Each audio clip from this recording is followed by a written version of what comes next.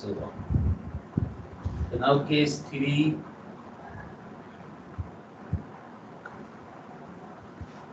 If some roots are complex,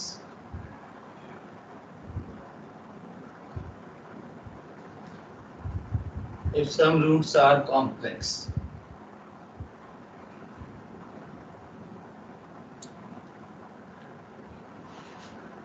board पूरा आ रहा है, ऊपर की लाइनें नजर आ रही हैं सब? तो case 3, if some roots are complex. Sir ये टॉपिक कौन सा है? लास्ट क्लास में नहीं थे आप? ये सर थे सर, ये वही वाला है जो सर आर वाले थे सर। वही मैंने दोनों केसेस पहले लिख दिए हैं ऊपर। और अब केस 3 है, some roots are complex. Yes sir.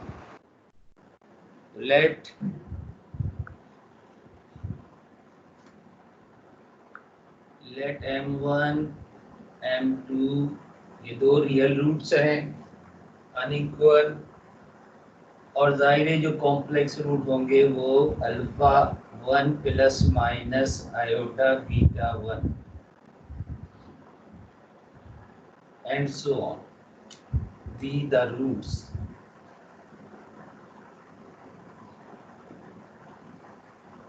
Let m1 m2 real roots हैं और ये दो कॉम्प्लेक्स रूट हैं।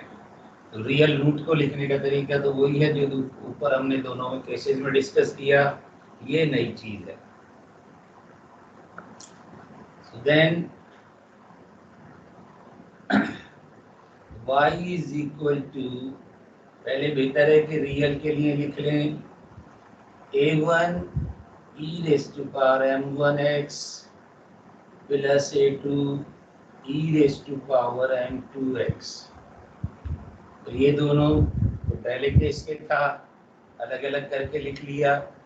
अब ये जो कॉम्प्लेक्स रूट हैं इनके लिए जरा नोट करना कैसे लिखते हैं। These are the complex roots. इसमें आप देखें कॉम्प्लेक्स नंबर थोड़ा बहुत तो पढ़ा होगा आपने। ये जो है ये इसका रियल पार्ट है अल्फा 1, और आई जिसके साथ लगा होता है ये इसका इमेजिनरी पार्ट है आयोटा बीटा 1। तो alpha 1 is the real part and beta 1 is the imaginary part. I की वजह से उसे हम इमेजिनरी कहते हैं।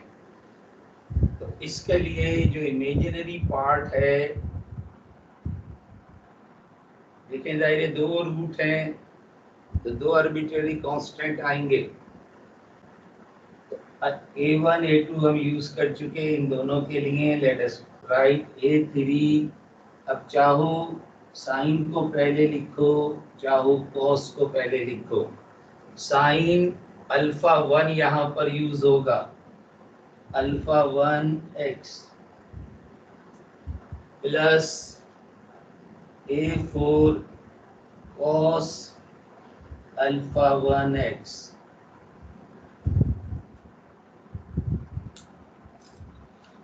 तो ये जो हमने रियल पार्ट था इसका, जो कॉम्प्लेक्स रूट आए थे उसका जो रियल पार्ट था उसके लिए हमने इस तरह से लिख लिया। a3 मैंने कहा आपसे कि साइन को चाहे पहले लिख लो चाहे कॉस को पहले लिख लो, उससे कोई फर्क नहीं पड़ता। a3 sine alpha 1x plus a4 cos alpha 1x, sorry beta 1, alpha 1 नहीं बीटा 1, इमेजिनरी पार्ट यहाँ यूज होगा। इमेजिनरी पार्ट यहाँ यूज हो गया, और जो रियल पार्ट है उसके लिए फिर इसी तरह से लिखोगे e raise to power alpha 1x। तो ये है तरीकाकार कॉम्प्लेक्स रूट लिखने का।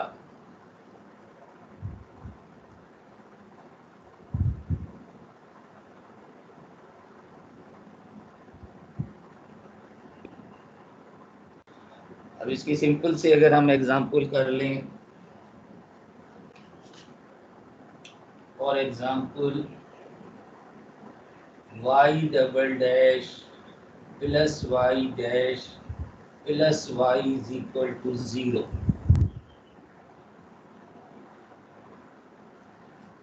y double dash plus y dash plus y is equal to 0।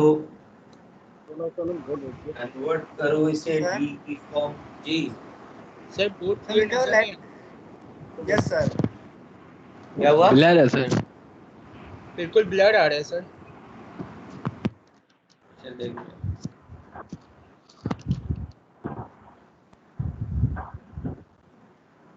थोड़ा सा बोर्ड एडजस्ट कर दो कैसे ऊपर का नहीं लिखा।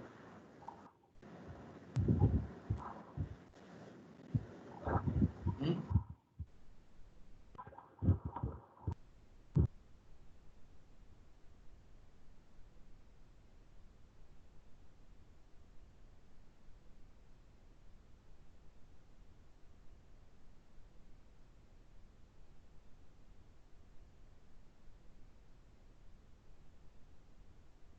क्या सबके पास मिलर आ रहा है भाई?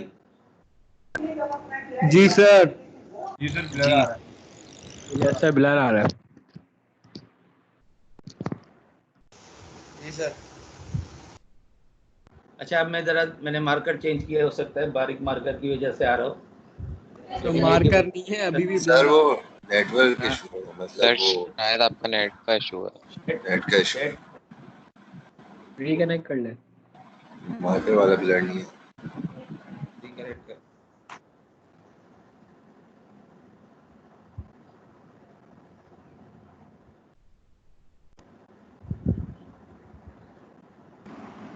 सर ये अल्फा प्लस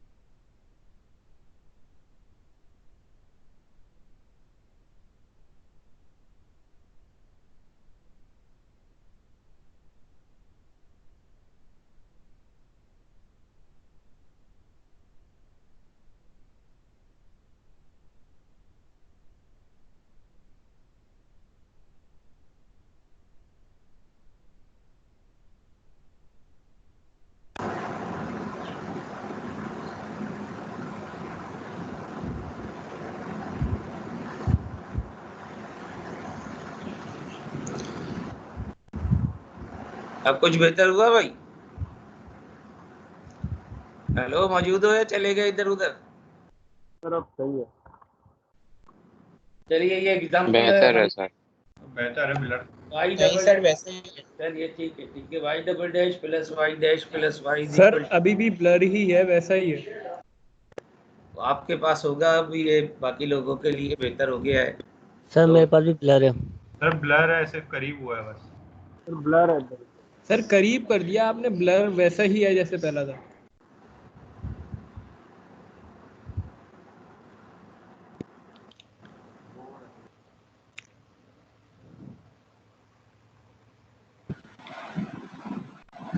सर चैट में स्क्रीनशॉट देख लें। आपने अभी मोबाइल पे लाया तो बेहतर हुआ था थोड़ा। मोबाइल से कवर्ड है भाई। तो लिखिए साफ है, इसके बाद लिखता हूँ, फिर उसे देखिएगा कैसे है। कन्वर्ट कर रहे हैं हम इसे डी में, D square plus D plus 1y is equal to 0। ये जो अब मैंने लिखा है, ये कुछ बेहतर नजर आ रहा है? No sir. जी सर, ये सही है, बड़ा लिखा नजर आ रहा है। जी सर सही है। चलिए अब इसे कन्वर्ट करें auxiliary equation. m square plus m plus 1 is equal to 0। और जाहिर है कि अब ये फैक्टराइजेबल नहीं है, तो आप इसमें क्वाड्रेटिक फॉर्मूला यूज करो। रूट बताओ क्या है?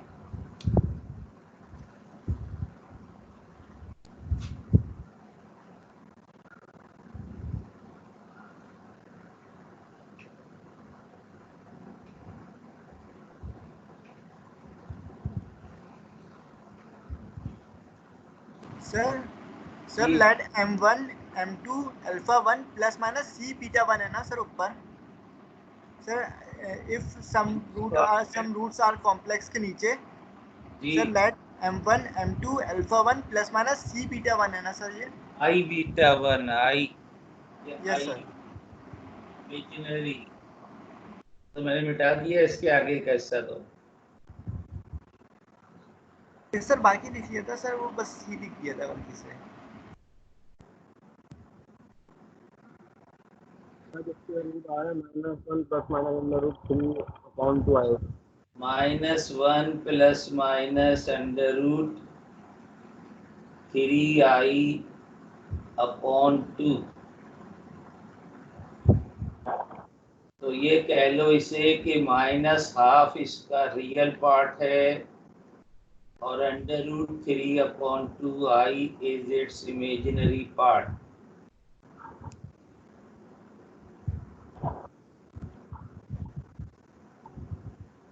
So therefore y will be equal to imaginary part के लिए a1 sin under root 3/2x। देखें ये i की वजह से इमेजिनरी है, i कहीं यूज नहीं होगा आगे जाके, सिर्फ हमें इमेजिनरी पार्ट कंसीडर करना है इसका, सिर्फ ये बीटा की वैल्यू लेनी है। प्लस a2, m की वैल्यू कहाँ से आई थी? m की वैल्यू कहाँ से आई थी? ये तो ऑलरेडी फॉर्मूला लगाया है ना भाई। a2 cos under root 3/2x। तो ये तो आपने लिख दिया इमेजिनरी पार्ट के लिए, और रियल पार्ट के लिए e⁻⁻½ है, e⁻⁻½ x।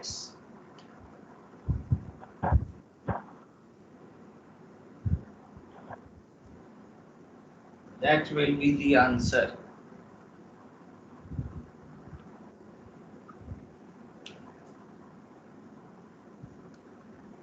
सर जी बोले। जो हमने ऑपरेशन लिखी है इमेजिनरी पार्ट और रियल पार्ट के लिए a1 sin under root 3/2x वाली स्टेटमेंट। सर इसकी जनरल फॉर्म है वो क्या होगी? किसमें प्रॉब्लम है? ये जो हमने लास्ट पार्ट लिखा है, लास्ट स्टेटमेंट में लिखी है A1 sin under root 3/2 bracket में इमेजिनरी पार्ट के लिए लिखा आंसर में आंसर में ये √3/2 जो है ये इमेजिनरी पार्ट यूज किया है। A1 sin √3/2x plus A2 cos √3/2x e raised to power -12x या -x/2 लिख लो। सर इसको ये ब्रैकेट में से पार्ट का आंसर आएगा -x/2 लिख लो उसे। जी क्या करें? ब्रैकेट में हमेशा इमेजिनरी पार्ट का आंसर आएगा साइन और कॉस के साथ। ये इमेजिनरी पार्ट है ना भाई, √3/2 जिसके साथ i लगा हुआ है, और ये रियल पार्ट है इसका।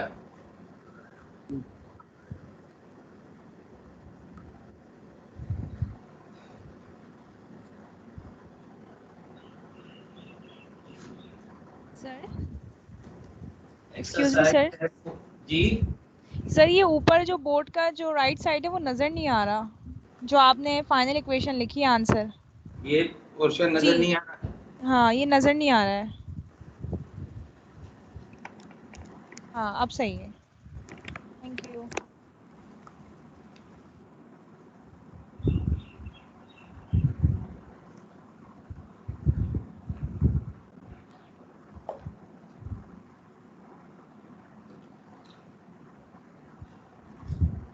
देखिए एक्सरसाइज 4.1 जो है इसमें हमें सवाल करने हैं। क्वेश्चन नंबर 1, 2, 4 एंड 23 से 26 तक।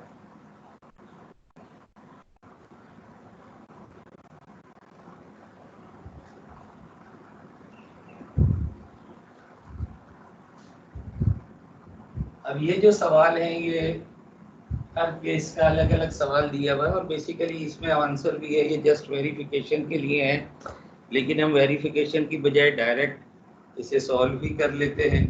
इसमें आंसर भी साथ लिखा हुआ है और इनिशियल कंडीशंस भी साथ दी हुई हैं, जस्ट वेरिफिकेशन के लिए, लेकिन हम इसे सॉल्व कर रहे हैं। क्वेश्चन नंबर 1, y डबल डैश minus y is equal to 0। Initial condition given है y0 is 0 and y dash 0 is 1.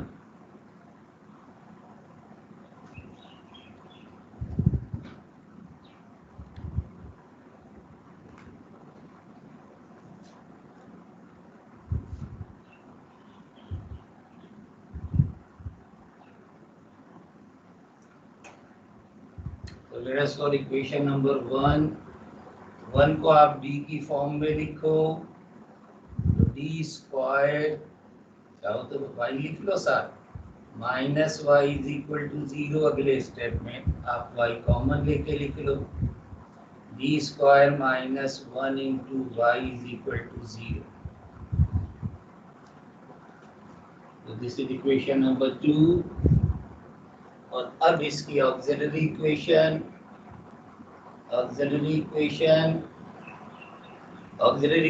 में मैंने आपसे कहा था y नहीं लिखते, just m square minus 1 is equal to 0। तो जाहिर है यहाँ से आपके पास m is equal to plus minus 1 दो रूट आ गए, real and unequal. Roots are real and unequal, therefore y is equal to a1 e raised to power, अब जिसे चाहे पहले लिख लें, x plus a2 e raised to power minus x।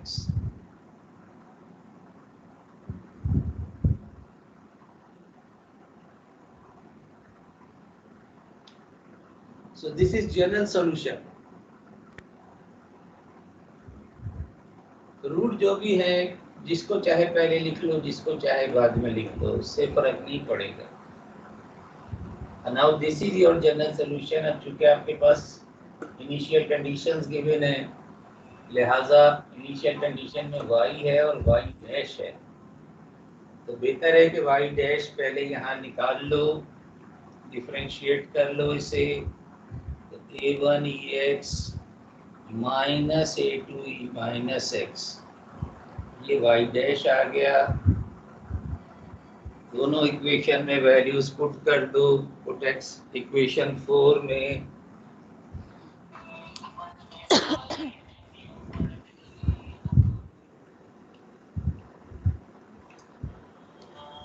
Equation 4 में पहली कंडीशन लगेगी, put x is 0 y is 0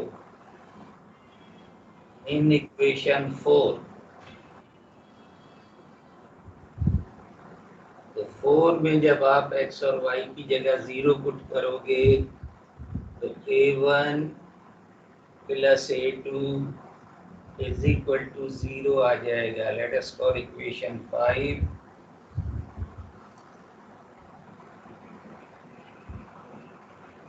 and now put second condition put कर रहे हैं हम। 5 में x is 0 and y dash is 1। x is 0 and y dash is 1 in equation 5.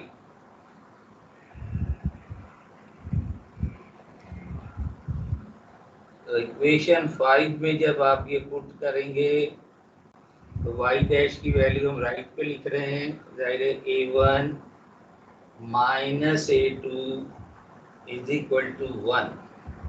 ये एक और इक्वेशन आपके पास आ गई। दोनों को ऐड करोगे तो a1 की वैल्यू हासिल हो जाएगी, a1 की वैल्यू पुट कर दोगे तो a2 की वैल्यू हासिल हो जाएगी। निकालो a1 a2 की वैल्यू निकालो।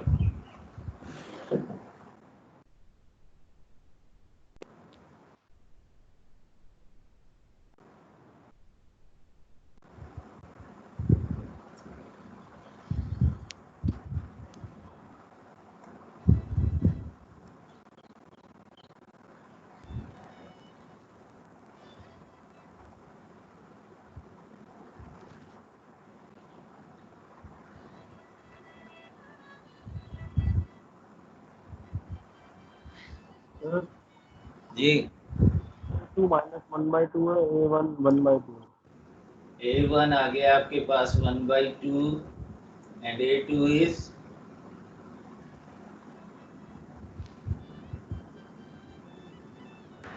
सर -1/2।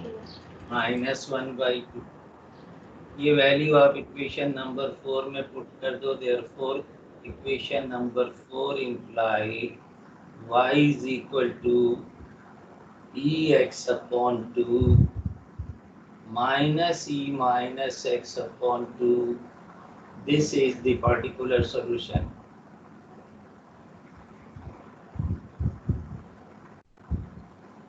वो जनरल सॉल्यूशन था आपके पास। दिस इक्वेशन 4 जनरल सॉल्यूशन थी। a1 a2 की वैल्यू निकाल के पुट कर दी तो आपके पास पर्टिकुलर सॉल्यूशन आ गया। तो एक्सरसाइज 4.1 में जो सवाल है, 4-5 सवाल हैं, तो ये हर एक से अलग अलग रिलेटेड सवाल है। तो 23 में से कोई देख लेते हैं या 4 देख लेते हैं क्योंकि वो कॉम्प्लेक्स नंबर का है।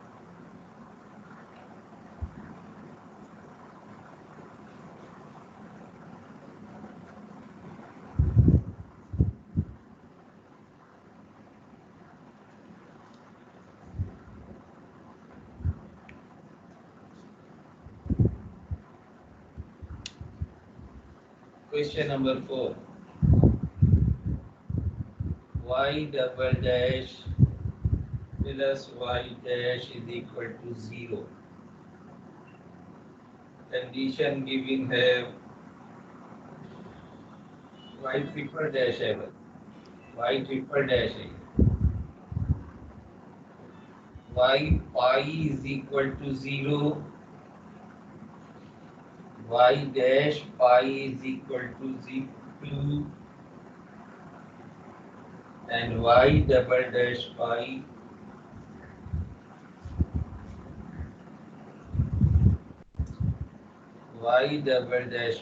is equal to -1.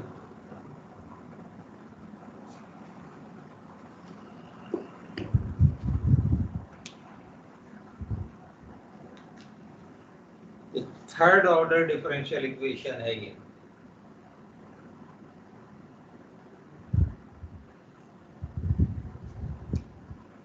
equation number 1 can be written as dq minus sir आपकी d स्क्रीन नहीं हो रही, पूरी ब्लर हुई है सर, फ्रीज भी हो रही है क्या हुआ? सर आपकी स्क्रीन फ्रीज हो गई है, पूरी ब्लर हो रही है। स्क्रीन फिर ब्लर हो गई है। नहीं सर सही है। सर सही है, पागल बना रहा है, टाइम जाया कर रहा है। तो स्क्रीनशॉट जिसके पास सही आ रही है वो डालते रहो, जब बोर्ड पूरा हो जाए तो स्क्रीनशॉट डाल दिया करो। वैसे तो जाहिर है रिकॉर्डिंग में भी आएगा सब कुछ। तो हमने वाई ट्रिपल डैश की जगह पे D cube minus D plus है, प्लस वाई डैश की जगह पे डी लिख दिया, वाई कॉमन ले लिया, लेट अस कॉल इक्वेशन 2। और फिर ऑक्सिलरी इक्वेशन बना लो। Auxiliary equation m cube plus m। Auxiliary equation में d की जगह पे आपको m लिखना है। तो दिस इज इक्वेशन 3 और आप देख रहे हैं आपके m कॉमन है, तो m कॉमन ले लोगे तो m square plus 1 is equal to 0। तो एक तो वैल्यू आपके पास m इज इक्वल टू 0 आ जाएगी और दूसरी m square plus 1 is equal to 0 का मतलब है कि m is equal to plus minus iota. दो रूट ये हैं आपके पास, एक रूट आपके पास ये है। तो एक रियल रूट और दो आपके पास कॉम्प्लेक्स रूट।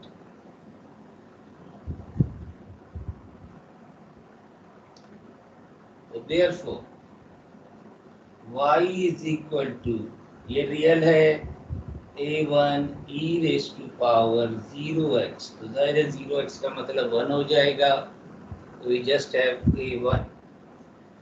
और अगेन ये कॉम्प्लेक्स है, इसका रियल पार्ट 0 है। तो a2 साइन, अब i का कोफिशिएंट 1 है तो just sine x plus a3 cos x e raise to power again 0x।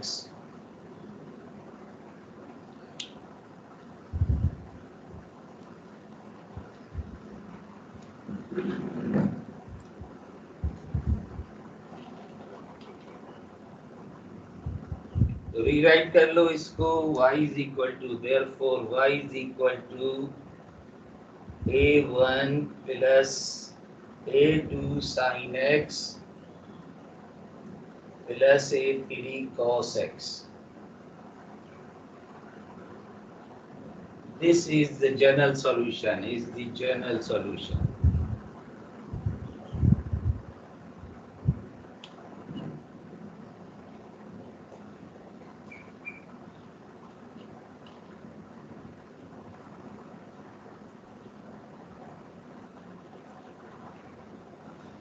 और अब आपको पर्टिकुलर सॉल्यूशन निकालना है तो आप देखें कि आपको y डैश भी चाहिए, y डबल डैश भी चाहिए, लिहाजा इनको पहले डिफरेंशिएट करके लिख लो।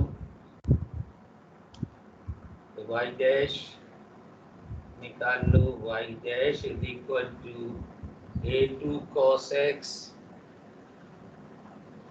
Minus a3 sin x। Let us solve equation 5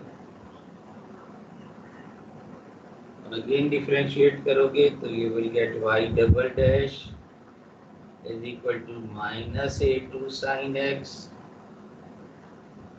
minus a3 cos x। Let us call equation 6।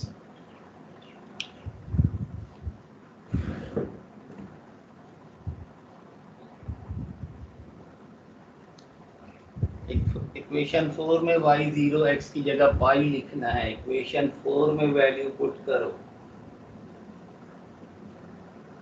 Equation 4 में वैल्यू पुट करेंगे, y की वैल्यू हम राइट साइड पे लिख लेंगे। तो a1 plus a2 sine pi कितना होता है? साइन पाई कितना होता है भाई?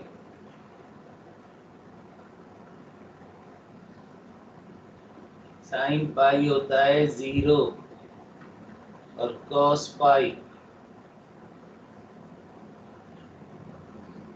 And this is equal to y की वैल्यू 0 है यहाँ पर। तो साइन पाई जो है वो 0 है और कॉस पाई जो है वो -1 है। तो यहाँ वैल्यूज पुट कर दो। This implies a1 minus a3 is equal to 0। ये एक इक्वेशन आ गई आपके पास a1 एंड a3 में।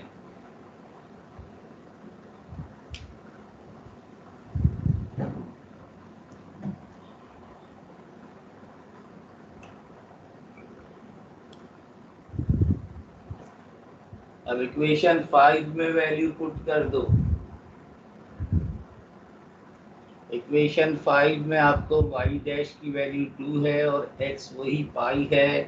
तो इक्वेशन 5 में जब पुट करोगे तो cos पाई इज -1, तो ये -a2 आ जाएगा यहाँ से and sine pi is again 0।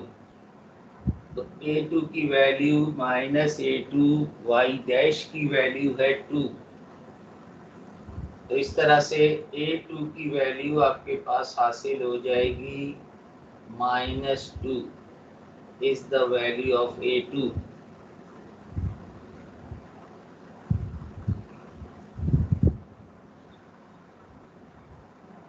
इसी तरह से इक्वेशन 6 में आप वैल्यू पुट करो y डबल डैश और pi. Again x is pi and y double dash is -1। तो इक्वेशन 6 में पुट कर रहे हैं तो y -a2 sine pi is 0। तो जाहिर है ये पोर्शन 0 हो जाएगा। Sine pi is 0 and -a3 and cos pi is -1 and the value of y double dash is also -1।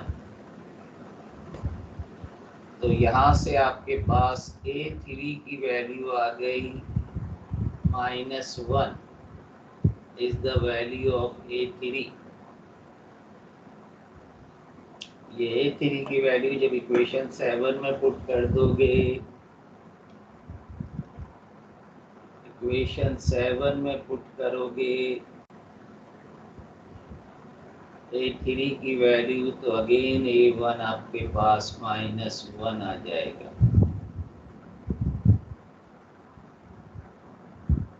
So you got the value of a1, a2, a3। अब ये पूरा board सामने है सिवाय ये e की पावर 0x मैंने यहाँ से मिटाया है जिसका मतलब 1 है। तो इसकी स्क्रीनशॉट डाल दें आप में से कोई भी।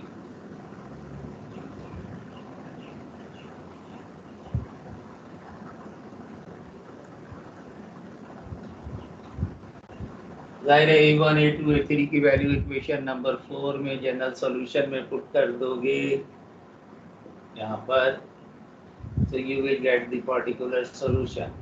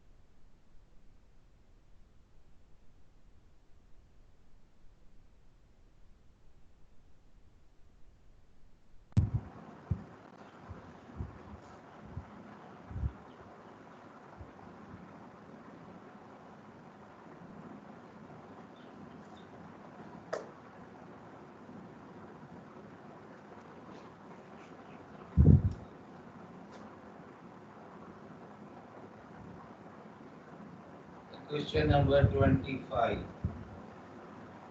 Y double dash minus 2y dash plus 5y is equal to 0.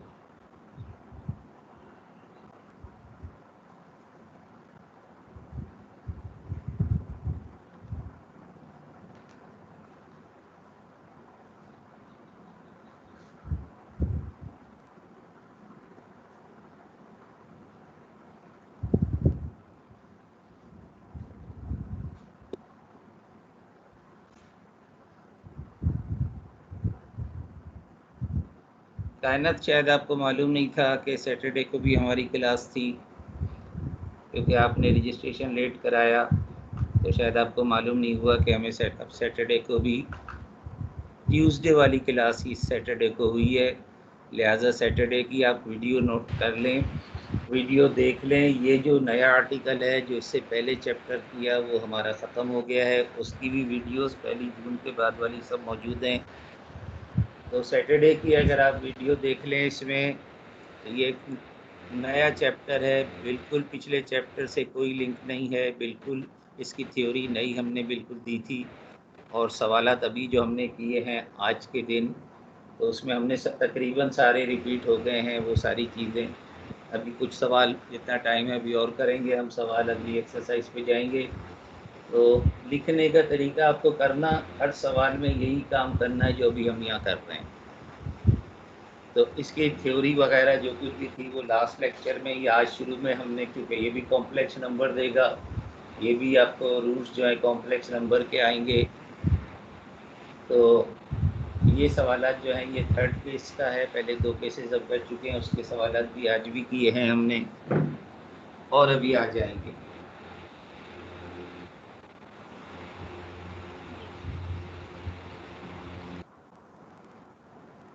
अच्छा, ये इसमें इनिशियल कंडीशन नहीं गिवन, तो इसे सिर्फ जनरल सॉल्यूशन निकालना है। तो तरीकाकार वही फिर लिख देता हूँ। स्टेप वाई डबल डैश का मतलब है D square Y -2, Y dash का मतलब है D Y n + 5 y = 0।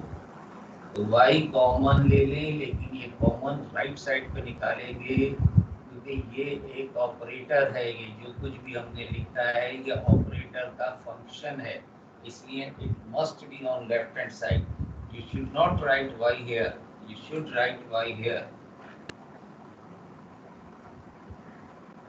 We are going to operate this on this y.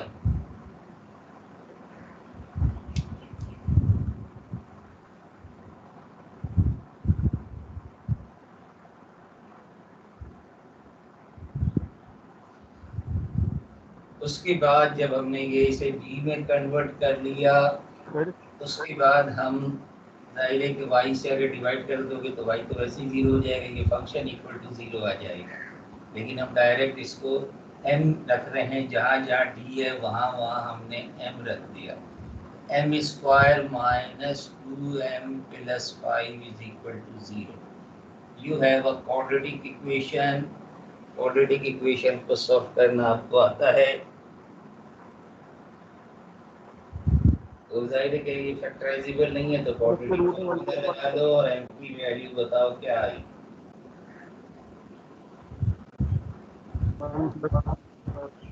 जी क्या है रूट? जाहिर है 2 तो यहाँ से आ जाएगा, प्लस का 2 plus minus under root 4 - 4ac। जाहिर है c आपके पास 5 है, -16 अंदर बचेगा, तो ये ±4i आ जाएगा, और 4 भी रूट के बगैर डिवाइडेड बाई 2 जो कि आपके पास आ गया 1 ± 2i। m की 2 values 1 ± 2i। So these are the roots of this quadratic equation. जाहिर है जब आपके पास रूट आ गए तो अब आपको डायरेक्ट सॉल्यूशन लिखना है। ये रियल पार्ट है, ये 2 जो है इमेजिनरी पार्ट है। देयरफॉर y =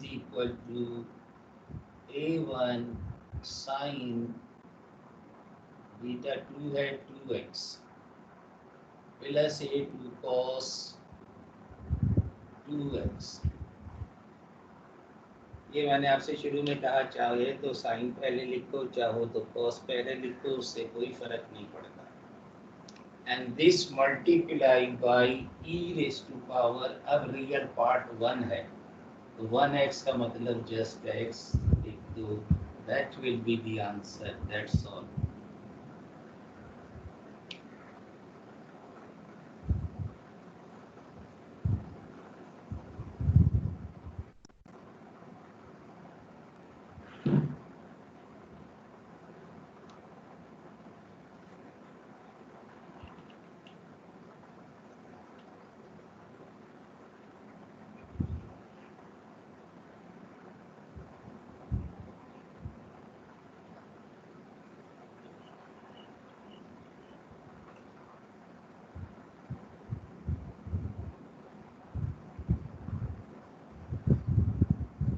देखिए थोड़ा कंफ्यूज ना हो इसलिए मैं ये 24 भी लिख रहा हूँ।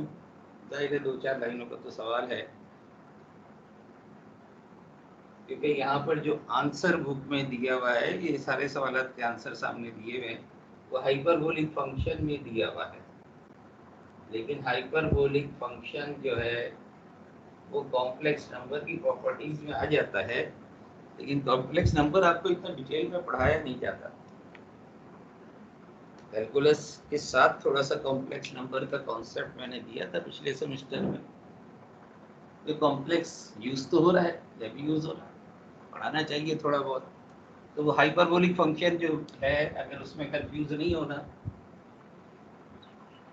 तो v square -4 is equal to 0, y is equal to 0, auxiliary equation m square -4 is equal to 0।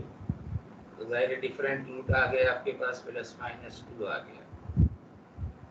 m is equal to +-2 roots are real and imaginary. तो जो आपको बताया गया है वही लिखे आप आंसर। तो वहाँ हाइपरबोलिक फंक्शन में आंसर दिया हुआ है, तो उसको ज़रूरत नहीं है लिखने की, आप एक्सपोनेंशियल फंक्शन में ही लिखें जैसा बताया गया है। तो a1 e⁻, अब मैंने आपसे कहा चाहे +2 पहले लिखो चाहे -2 पहले लिखो, उससे कोई फर्क नहीं पड़ता। +a2 e⁻ -2x, roots are real and unequal, so that's all, this will be the answer.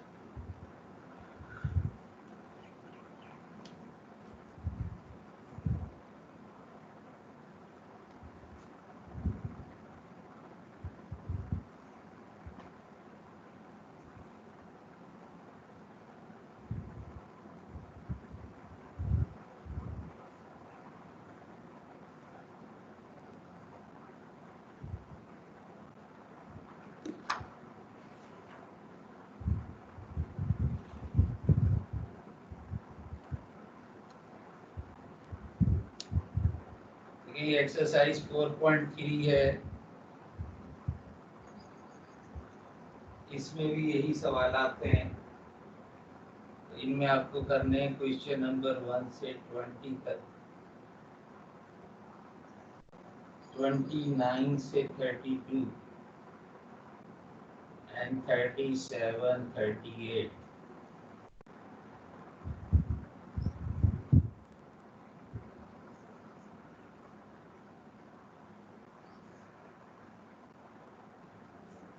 Sir assignment में भी सारे सवाल करने होंगे या सर कोई से भी 6? कौन से असाइनमेंट में भी ये सारे सवाल करने होंगे या सर कोई से भी 6 कर सकते हैं? मैंने आपसे कहा ना जो एक्सरसाइज हम टच कर रहे हैं उसमें से 6, लेकिन ये 6 क्वेश्चन जो हैं वो डिस्ट्रीब्यूटेड होने चाहिए।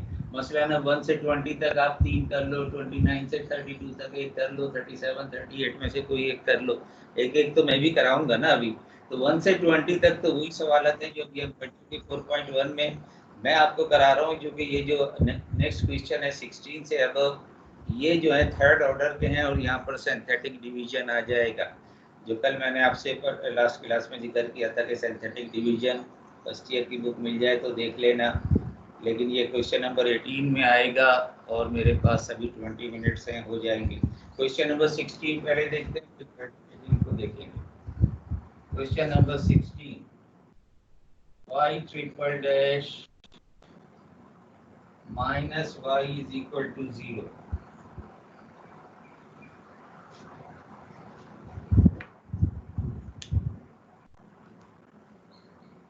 y cube b cube minus 1 b cube minus 1 y is equal to 0। Auxiliary equation m cube minus 1 is equal to 0। m a cube minus b cube का फॉर्मूला आपको मालूम है क्या होता है, m minus 1 and m square plus m plus 1। तो ये m square plus m plus 1 का भी हम कर चुके हैं एग्जाम्पल में, पहली एग्जाम्पल ये की थी।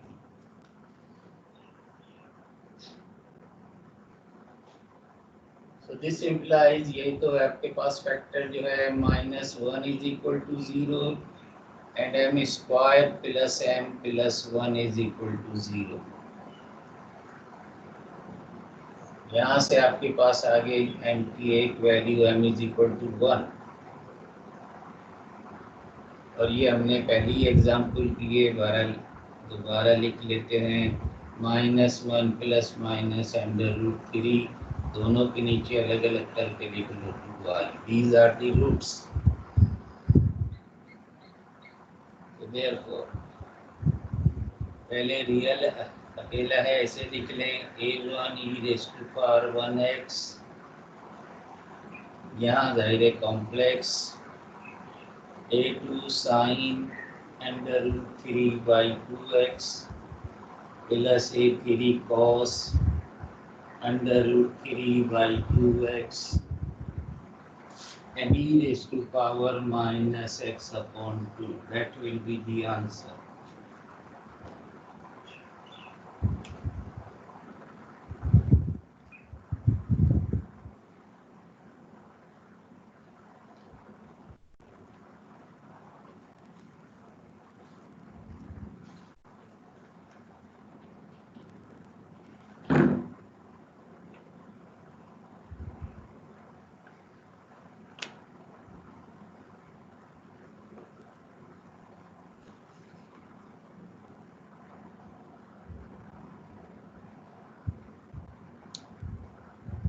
Question number 18. Y triple dash plus 3y double dash minus 4y dash minus 12y is equal to 0.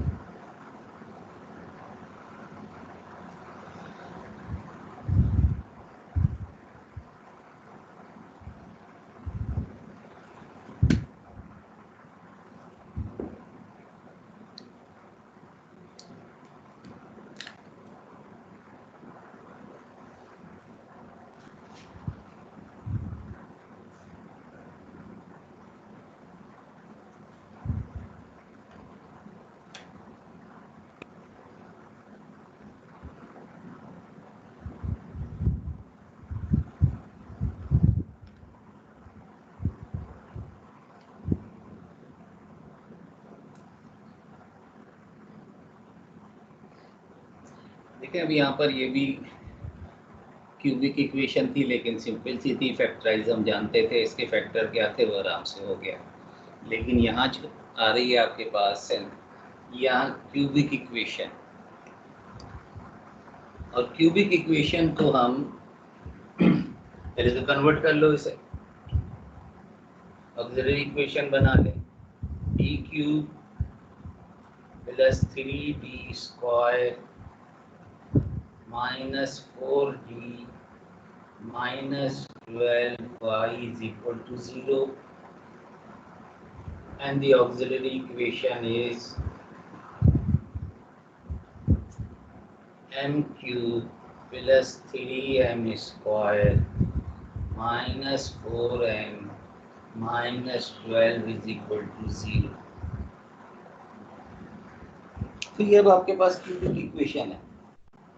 जाहिर है ये तो हम जानते हैं कि जितने डिग्री की इक्वेशन होगी इतने ही रूट आएंगे, लेकिन अब वो रूट क्या होंगे, क्योंकि ये फैक्टर वगैरह ये तो जो कि मैट्रिक में ही और शायद उससे ही पहले बता दिया गया था a³ - b³ का फॉर्मूला, इसलिए वो तो आसानी से हो गया। Question number 16। लेकिन ये इसमें हम क्या करते हैं, ये भी 12 फर्स्ट ईयर में है, इसमें हम hit and trial method use करते हैं।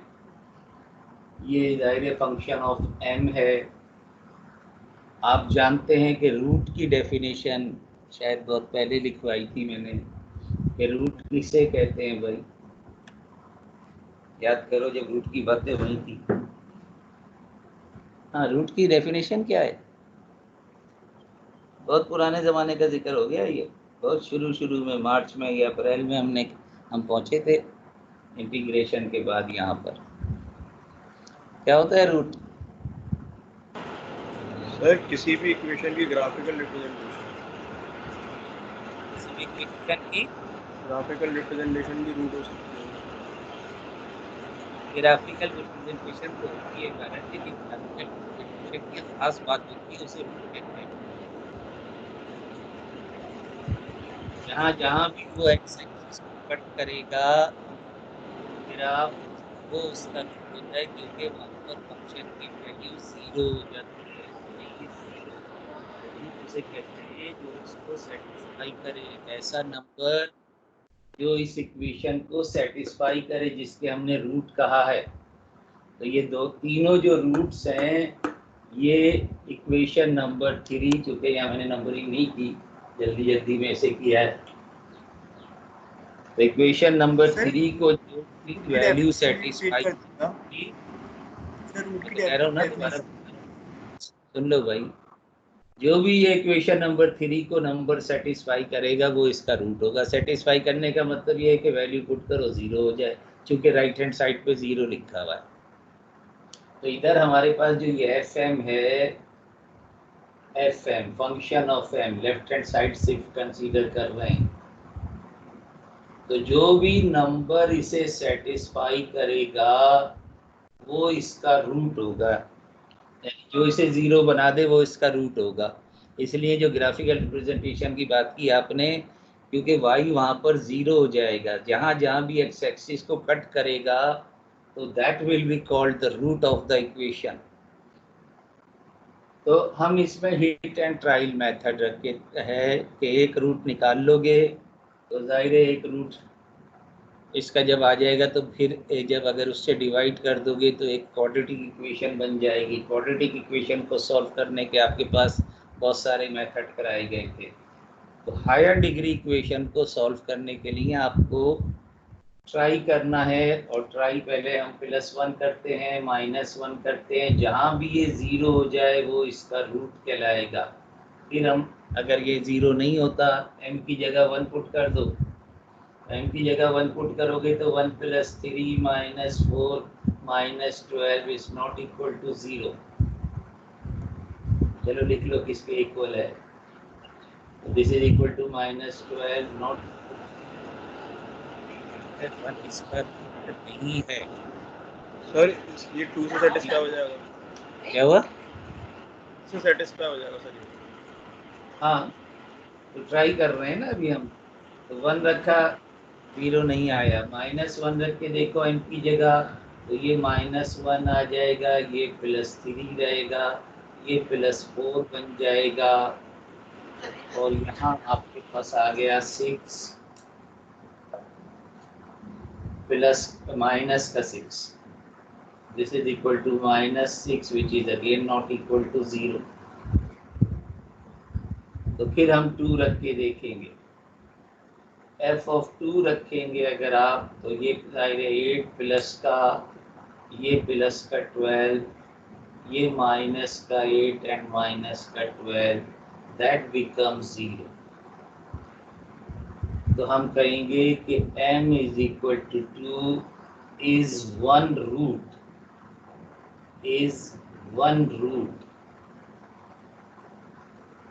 Of equation 3। m is equal to 2 is one root of equation 3। Sir -2 और -3 पे भी 0 हो रही है इक्वेशन।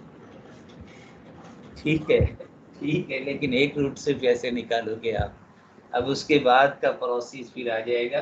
तो एक रूट जब आ गया तो अब प्रोसेस कुछ और है, अब रख के नहीं देखने, क्योंकि अब ज़रूरी नहीं है कि ये हमने तो ट्राई किया है, ज़रूरी नहीं है कि ये इन्हीं पे आ भी जाए 0, फिर आपको फ्रैक्शन पे जाना पड़ेगा। तो एक रूट निकाल लोगे, जब क्वाड्रेटिक बन जाएगी इक्वेशन, तो फिर क्वाड्रेटिक फार्मूले से करोगे आप, या फैक्टराइजेशन से करोगे अगर फैक्टर बनते हैं तो। अब जब एक रूट आ गया आपके पास, अब आपका आएगा सिंथेटिक डिवीजन जो इजी है। तो सिंथेटिक डिवीजन क्या होता है वो कर लो आप।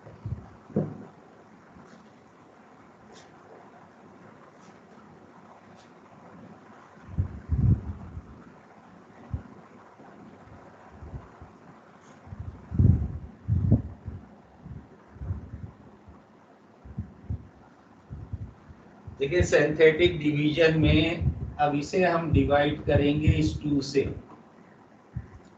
क्योंकि ये एक फैक्टर बन जाएगा ना इसका। जो मैंने आपसे कहा था कि class first year inter first year की जो चैप्टर था क्वाड्रेटिक इक्वेशन का, पूरा एक चैप्टर था, और शुरू में ये सिंथेटिक डिवीजन है जो हायर डिग्री इक्वेशन को सॉल्व करना है। तो तरीक़ाकार उसका सब एक ही है, लेकिन वहाँ कहीं पर ये था कि प्रूफ करना था कि ये इसका रूट है, कहीं ये था कि देखना था आपको बाकी फैक्टर बनाने थे, कहीं रूट निकालना था, कुछ ऐसे सवाल थे, कहीं के की वैल्यू निकालनी थी जो आर्बिट्रेरी कांस्टेंट था डिवीजन के ज़रिए। तो अब एक रूट जो आ गया है, इस 2 से हमने इसे डिवाइड करना है, या ये फैक्टर एक बन गया ना -2 का, तो इस फैक्टर से डिवाइड करोगे तो अगर सिंथेटिक डिवीजन, क्योंकि आसान है सिंथेटिक डिवीजन उस डिवीजन की बनिस्बत जो हमें स्कूल में कराया गया था। तो सिंथेटिक डिवीजन में हम करते क्या है कि ये जो डिग्री इसका कोफिशिएंट है, हाईएस्ट डिग्री से लिखना शुरू करते हैं, सिर्फ कोफिशिएंट लिखेंगे। तो सिर्फ कोफिशिएंट आप लिख लें, m³ का कोफिशिएंट है 1, थोड़ी जगह छोड़ो, m² का कोफिशिएंट, तो ये मैं ऊपर लिख देता हूँ याद दहानी के लिए, ये लेकिन लिखने की ज़रूरत नहीं है। इसके बाद आप m का कोफिशिएंट लिखोगे जो -4 है, एंड देन कांस्टेंट, कांस्टेंट आपके पास -12 है। तो थोड़ी सी जगह छोड़ के ये लिख दें, सिर्फ कोफिशिएंट। ये ऊपर जो मैंने लिखा है इसको लिखने की जरूरत नहीं है, लेकिन सिर्फ पहला सवाल कर रहे हैं। बहुत दिनों बाद फर्स्ट ईयर का पढ़ा था आप लोगों ने ना, मैंने उस दिन कहा था कि हाँ पुराने जमाने का जिक्र है, बहुत पहले पढ़ा था, तो इतनी मट्टी जमी हुई होगी ना। अब ये जो 2 है, इस 2 को कहीं एक साइड पे लिख दो। We are going to divide this by this synthetically। एक लाइन खाली छोड़ दो, उसके बाद एक लाइन लगा दो, स्पेस छोड़ के लाइन लगा दे। पहला वाली जो टर्म है इसको एज इट इज यहाँ उतार लो। अब हमें करना क्या है कि इस 2 से इसको मल्टीप्लाई करना है और इसके नीचे लिख देना है सेकंड टर्म के नीचे। तो ये 1 2 × 1 = 2, इसके नीचे लिख दो, और यहाँ इन दोनों को ऐड करके यहाँ लिख दें। तो 2 × 1 को 3 के नीचे लिखा, दोनों को ऐड किया, 5 आ गया। अब इसी तरह से 2 × 5 को मल्टीप्लाई करके -4 के नीचे लिख दो, ऐड करना है, साइन चेंज नहीं करना है जो आम डिवीजन में करते हैं, जस्ट ऐड दीज 2। तो -4 + 10 = 6, और इसी तरह से इसको इससे मल्टीप्लाई करके इसके नीचे लिख दो लास्ट टर्म के, तो आंसर आपके पास ऐड करोगे तो 0 आ जाएगा। इसको ज़रा आप इस तरह से अलग से कर देंगे, 0 आता। अगेन रूट होगा तो 0 आएगा, रूट नहीं होगा तो 0 नहीं आएगा। आखिरी टर्म हमेशा 0 आएगी जब 2 इसका रूट होगा। तो ये हमने 2 यहाँ से चेक करके निकाला है। तो जब ये 2 आ गया तो हमने सिंथेटिकली इक्वेशन नंबर 3 को डिवाइड कर दिया।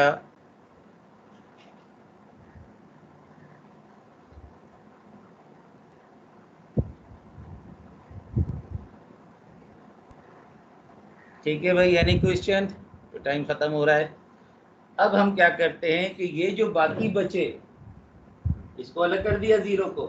अब ये 1 5 और 6 जो बाकी बच गए, अगर जब आप इसे m-2 से डिवाइड करोगे तो जो आपका मल्टीप्लायर आएगा वो एक डिग्री कम का आएगा। तो ये जो टर्म बच गई है 1 5 6, इसका अब हमें फैक्टर बनाना है। These are the coefficients। ये हमने m³ का कोफिशिएंट लिया था, अब एक डिग्री कम का कोफिशिएंट लेंगे ये। This is the coefficient of m², 1m²। plus 5m and plus 6. This will be the another factor. तो ये फैक्टराइजेशन के लिए भी सिंथेटिक डिवीजन यूज होता है। इक्वेशन नंबर 3 को आप इस तरह लिख सकते हो कि एक फैक्टर तो यहाँ से आया m-2 और एक फैक्टर ये आ गया m² plus 5m plus 6 is equal to 0।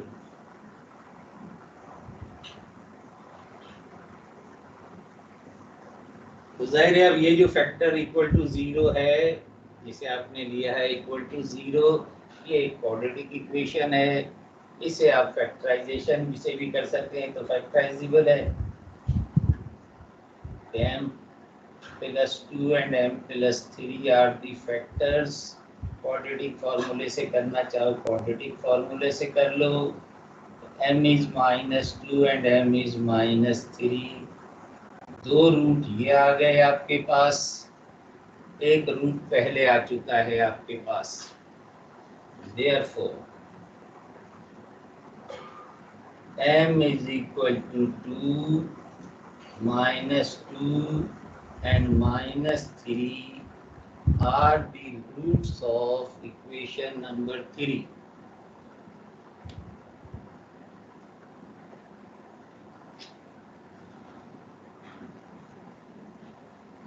Any question?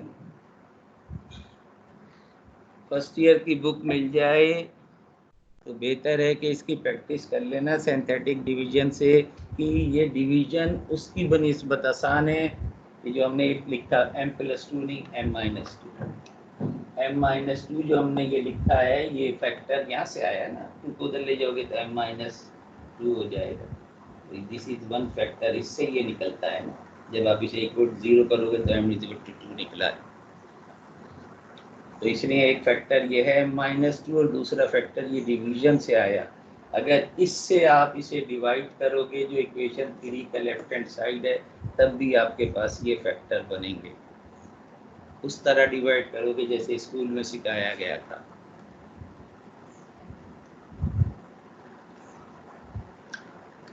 अब जाहिर है आपके पास रूट आ गए हैं। जब रूट आ गए तो जाहिर है सॉल्यूशन लिखना है। तो इंशाल्लाह इसको कल तो मैंने जैसे कि आपको तो पता है कि कल आपका क्विज है, तो इंशाल्लाह कल इसको और कुछ सवाल कर लेंगे। Therefore finally y is equal to, अब मैंने आपसे कहा जिसको चाहे पहले लिखो जिसको चाहे बाद में लिखो, उससे कोई फर्क नहीं पड़ता। तरतीब हमने यही लिखी है, इसी तरतीब में हम सॉल्यूशन लिख लेते हैं। a1 e⁻²2x plus a2 e⁻²-2x plus a3 e⁻−3x. That will be the answer.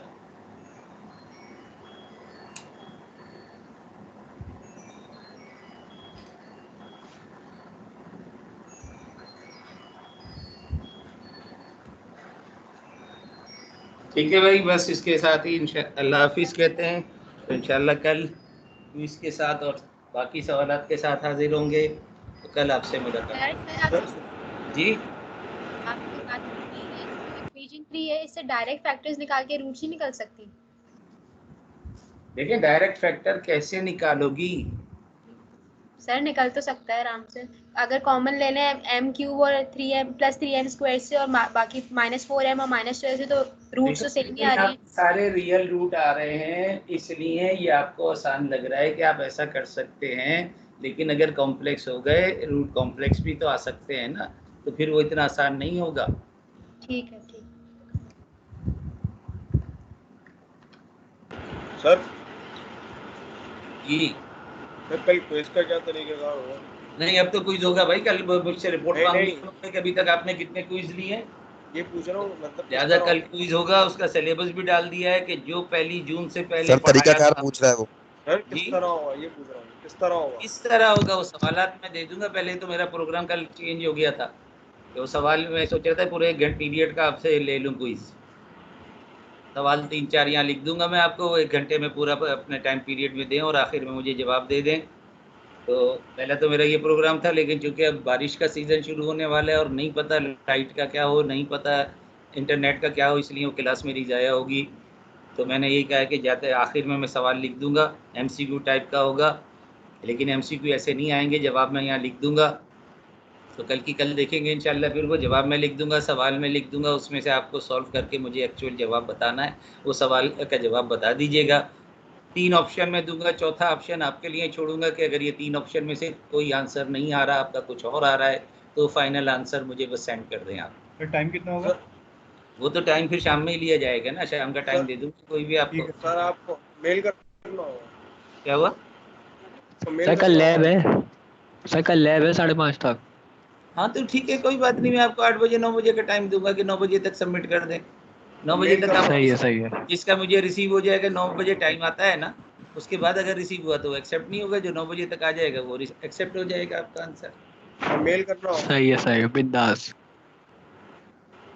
Okay, अल्लाह हाफिज। निशान बेटा रिकॉर्ड हो गया।